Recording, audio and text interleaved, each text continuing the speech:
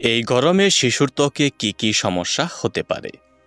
গরমে বেশিরভাগ শিশুরই সমস্যা দেখা দেয় ত্বকে। সেক্ষেত্রে সংক্রামক এবং অসংক্রামক দুই ধরনের রোগই হয়ে থাকে। তো বর্তমানে যে গরম চলছে, এই গরমে শিশুদের দুইটা সংক্রমিত রোগ হওয়ার সম্ভাবনা সবচেয়ে বেশি। 1 নাম্বার চিকেন পক্স এবং 2 নাম্বার হাম ও measles. Chicken pox.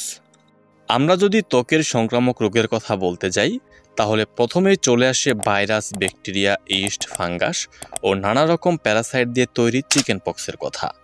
Chicken pox খুব প্রচলিত একটি রোগ। এক্ষেত্রে দেখা যায় শিশুর শরীরে পানির মতো দানা দানা কিছু একটা বের হয়েছে। অনেকে এটাকে মাসিপিসি ভেবে ভুল করে থাকে। প্রথম অবস্থায় এটার চিকিৎসা না নিলে পরবর্তী সময়ে এটা ধীরে ধীরে সম্পূর্ণ শরীরে ছড়িয়ে পড়ে এবং পানি দানাগুলা পুঁজযুক্ত হয়ে ব্যাকটেরিয়াল সংক্রমণে পরিণত হয়। তবে সবচেয়ে চিন্তার বিষয় হলো, যেহেতু এটি একটি সংক্রামক রোগ, তাই শিশুদের থেকে মায়েদের বা মায়েদের থেকে শিশুদের ত্বকে ছড়িয়ে যেতে পারে।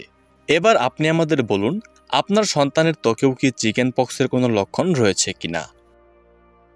চিকেন পক্স হলে কি করবেন? চিকেন পক্স প্রতিরোধে প্রথমেই আমাদের সবার সচেতন হতে হবে। 0 থেকে 5 বছর বয়সের শিশুদের ত্বকের অতিরিক্ত যত্ন নিতে হবে, কারণ 0 থেকে 5 বছর বয়সী শিশুদের চিকেন পক্স হওয়ার সম্ভাবনা থাকে সবচেয়ে বেশি।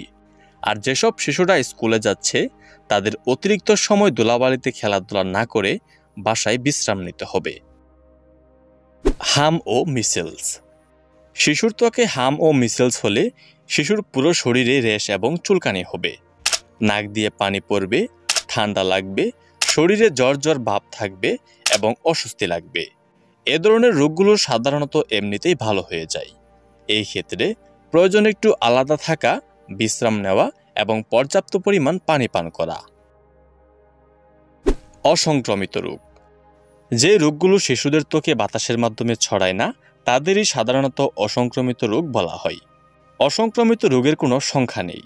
অসংক্রমিত রোগ বিভিন্ন রকম হতে পারে, যেমন পোকামাকড়ের কামড়, হাত পা কেটে যাওয়া, হাত পা পুড়ে যাওয়া, শরীর অতিরিক্ত ঘেমে গা হয়ে যাওয়া ইত্যাদি।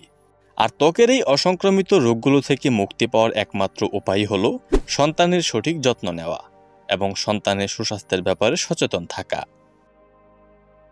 এই গরমে শিশুর ত্বকের যত্ন নেবেন কিভাবে? এই গরমে শিশুর ত্বকের সঠিক যত্ন নেওয়ার জন্য সবসময় শিশুর নখ ছোট রাখতে হবে। চুলগুলো এমনভাবে ছোট রাখতে হবে যেন ঘাম হলে এটি সহজেই মোছা যায়।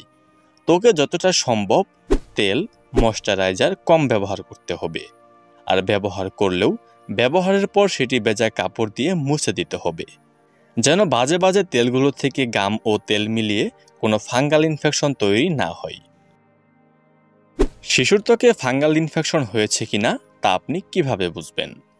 যদি খেয়াল করেন যে শিশুর শরীরের বাজে লাল হয়ে আছে, মাথায় এবং শরীরে গোলভাবে বা চাকার মতো হয়ে আছে, তবে বুঝতে হবে শিশুর ফাঙ্গাল ইনফেকশন হয়েছে।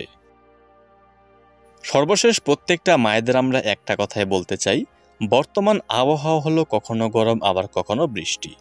এই গরমে শিশুদের ত্বকে বাড়তি যত্নের প্রয়োজন, কারণ আমাদের ত্বকের মতো শিশুদের ত্বকেও স্তর রয়েছে।